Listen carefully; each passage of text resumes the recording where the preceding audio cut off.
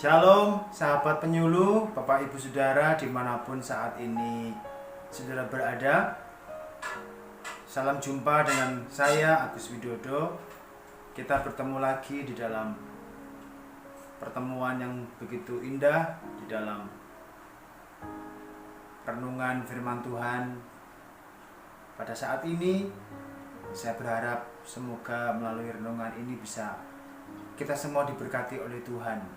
Walaupun dalam keadaan atau situasi kondisi yang tidak baik, tapi saya percaya bahwa melalui YouTube ini firman Tuhan tidak dihalangi oleh apapun juga, tapi bisa diterima, bisa dilihat, bisa didengarkan oleh Bapak Ibu semua yang ada di rumah, di tempat pekerjaan, atau dimanapun berada. Puji nama Tuhan. Saat yang berbahagia ini, saya akan mengajak Bapak Ibu Saudara untuk melihat satu perikop di dalam kitab Perjanjian Lama, yaitu di dalam kitab Mika pasal 1 ayat 1 sampai dengan 7. Mika pasal 1 ayat 1 sampai dengan 7. Demikian firman Tuhan.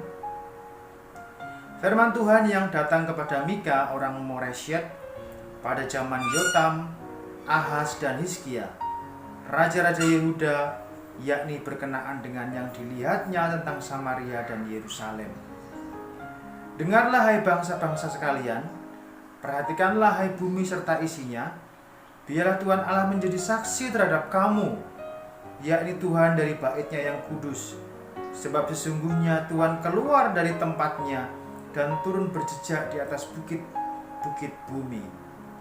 Luluhlah gunung-gunung di bawah kakinya, dan lembah-lembah terbelah seperti lilin di depan api, seperti air tercurah di penurunan. Semuanya ini terjadi karena pelanggaran Yakub dan karena dosa kaum Israel. Pelanggaran Yakub itu apa? Bukankah itu Samaria? Dosa kaum Yehuda itu apa? Bukankah itu Yerusalem? Sebab itu aku akan membuat Samaria menjadi timbunan puing di padang, menjadi tempat penanaman pohon anggur.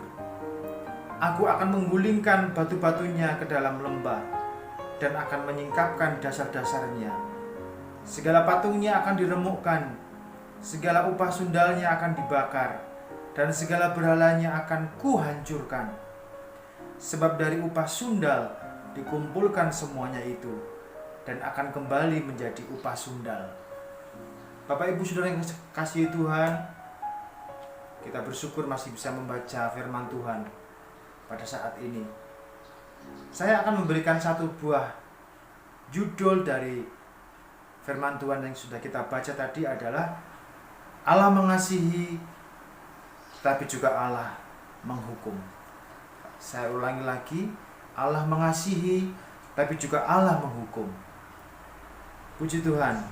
Bapak Ibu, kebanyakan orang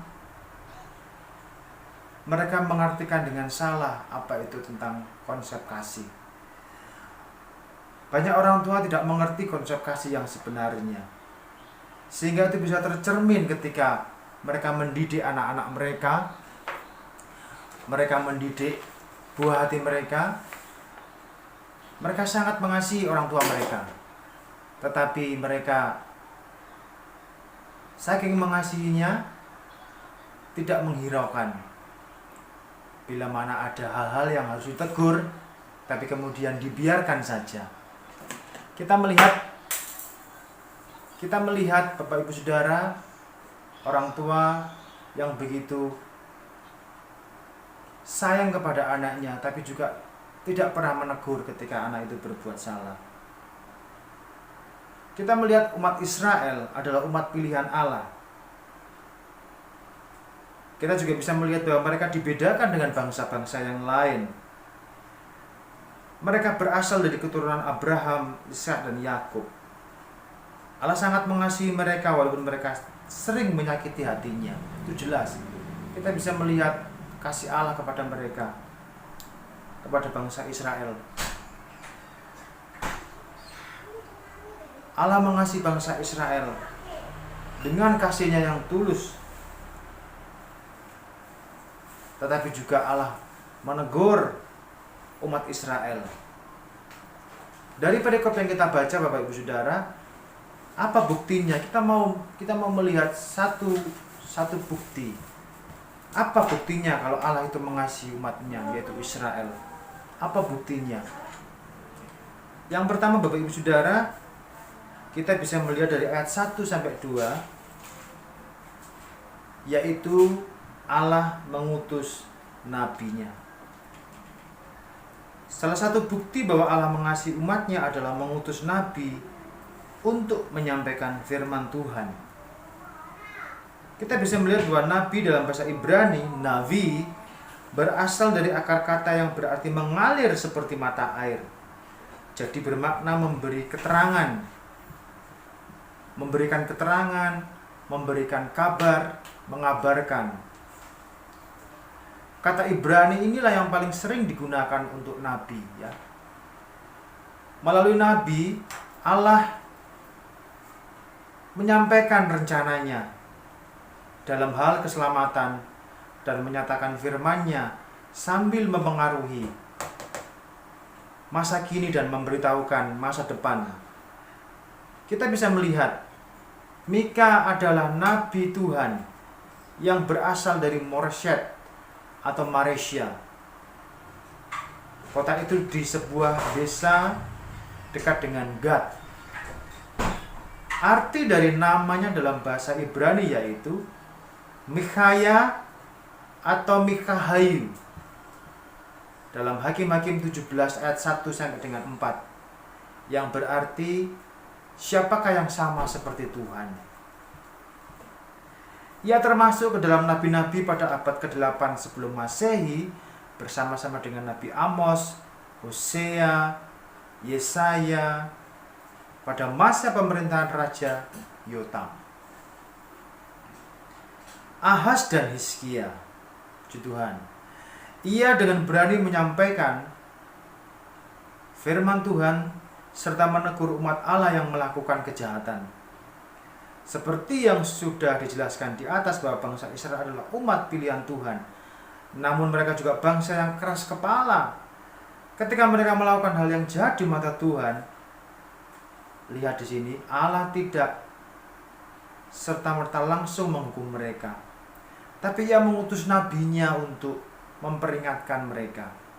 Sungguh luar biasa kasih Allah itu, ya. Allah tidak langsung menghukum bangsa Israel, tapi Dia memberikan utusan. Dia mengutus nabinya sebagai penyambung lidahnya untuk berbicara kepada bangsa Israel. Bukti yang kedua, Bapak Ibu Saudara, kita bisa melihat bahwa mengingatkan tentang Tuhan. Siapa itu? Itulah nabi-nabi Tuhan. Dari ayat 2 sampai yang ketiga. Tuhan telah melakukan banyak hal bagi bangsa Israel. Itu pasti dan itu amin. Namun seringkali mereka melupakan Tuhan. Ya, sungguh kontras sekali. Dalam ayat ini sebenarnya mengingatkan kembali kepada Samaria dan Yerusalem tentang keberadaan dan kemahakuasaannya. Allah itu Maha tahu. Apapun yang dilakukan semua makhluk di muka bumi ini tidak luput dari kemahatauannya. Tidak ada seorang pun yang bisa mengelak atau berdalih karena Allah sendiri yang menjadi saksi melawan mereka. Karena Ia adalah yang kudus, berasal dari surga, maka segala makhluk di bumi berada di bawah kekuasaannya. Puji Tuhan. Itu yang kedua, Bapak Ibu Saudara. Yang ketiga, apa bukti bahwa Tuhan itu mengasihi umat Israel?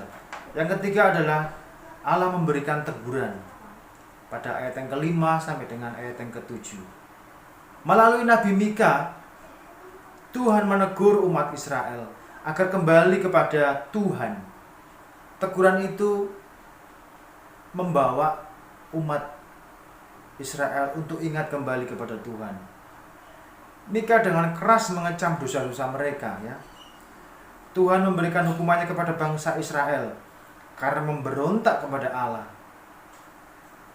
Namun, sebelum Ia memberikan hukumannya, Ia mengingatkan dan menegur mereka agar berbalik kepadanya. Berbalik kepada siapa? Berbalik kepada Allah.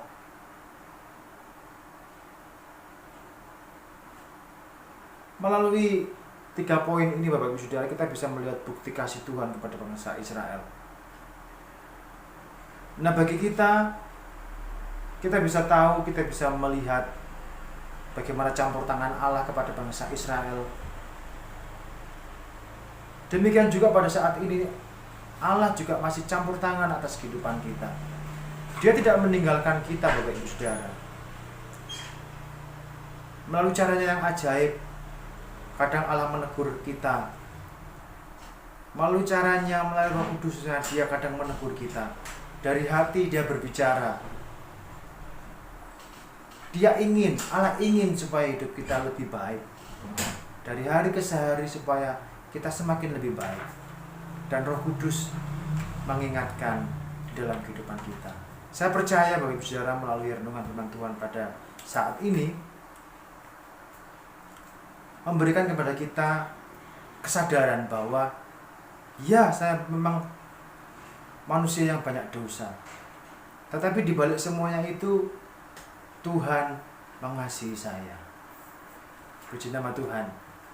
Demikian Bapak Ibu Saudara, ingat baik-baik bahwa Tuhan mengasihi Bapak Ibu, Tuhan mengasihi saya, Tuhan mengasihi kita semua. Tidak dibiarkannya kita berjalan sendiri di dunia ini, tapi Tuhan menyertai kita. Puji nama Tuhan. Semoga firman Tuhan, renungan melalui YouTube ini bisa menjadi berkat buat Bapak Ibu dimanapun berada. Tuhan Yesus memberkati. Puji Tuhan.